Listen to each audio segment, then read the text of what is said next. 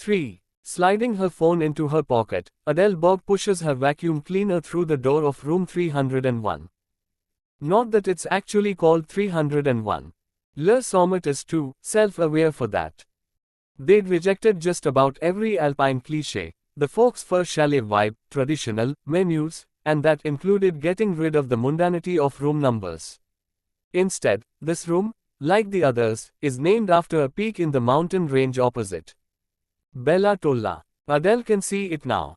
Through the vast windows, its jagged summit punctures the sky. The sight burns. It was one of the last climbs she did before she became pregnant with Gabriel. August 2015. She remembers it all: sun, a cloudless sky, neon-framed sunglasses, the scrape of the harness against her thighs, the grey rock, cool beneath her fingers. Estelle stand legs high above her, contorted into an impossible position. Gabriel, her son, now aged 3, was born the following June, the result of a short-lived fling with Stefan, a fellow student and mountain lover, during a weekend in Chamonix. Everything stopped then: climbing, hiking, studying for her business degree, pissed-up nights with her friends. Adele loves her son wholly, absolutely, but sometimes she struggles to remember who she was before. What her world was like before it had been deconstructed, reassembled into something else entirely. Responsibilities. Worry. Collection letters stacking up on her desk. This job, the mundane rhythm of her days, changing sheets, wiping surfaces, the sucking up of other people's debris. Adele swallows hard, bending down to plug the vacuum into the wall. Straightening, she looks around. It won't take long, she thinks, assessing the damage. Adele likes this bit, the calculation of time and effort required. It's an art, the one part of the process that requires her to engage her brain. Her eyes slide across the minimalist setup, the bed, the low-slung chairs, the abstract swirls that count as paintings on the left-hand wall, the cashmere throws in muted shades. Not bad, she thinks. These people were neat, careful. The bed is barely rumpled, the complex arrangement of throws arranged across the bottom still undisturbed. The only visible mess is the half-empty cups on the bedside tables, a black jacket slung on the chair in the corner. She studies the woven badge on the upper arm. Montclair. Probably 3,000 francs for that.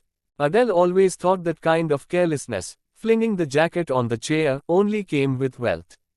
It was the same with the rooms. Most of the guests seemed oblivious to the intricacies and detail that elevated these rooms: the bespoke furniture, marble bathrooms, the tufted, hand-woven rugs. She was always dealing with somebody's thoughtless filth, stained bed sheets, sticky food trodden into rugs. Adele pictures the slimy, wrinkled sack of the condom she'd fished out of the toilet last week. The thought stings, like a graze. Adele pushes it away, plugs her headphones into her ears. She always listens to music when she works, fixes her tasks to the beat. Her favorite playlist is old school rock, heavy metal. Guns N' Roses, Metallica. She's about to switch it on, then stops, noticing a change outside, a subtle darkening to the sky, the very particular leaden gray that precedes heavy snowfall, ominous in its uniformity.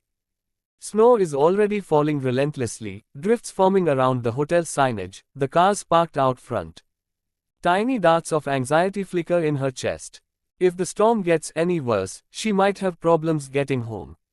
Any other night, it wouldn't matter, her childcare was flexible, but today Gabriel leaves for his week with his father.